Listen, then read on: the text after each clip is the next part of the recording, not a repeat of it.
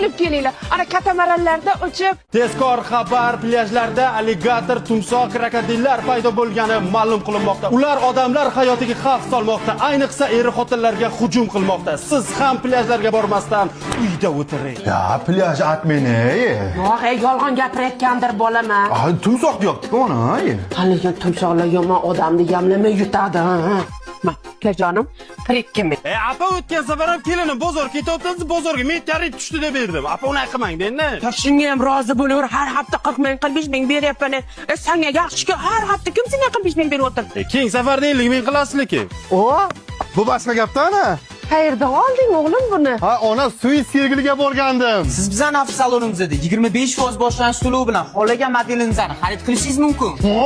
S06 modelimizni bo'lsa $6000 bilan olib ketishingiz mumkin. Zo'r ekan-ku.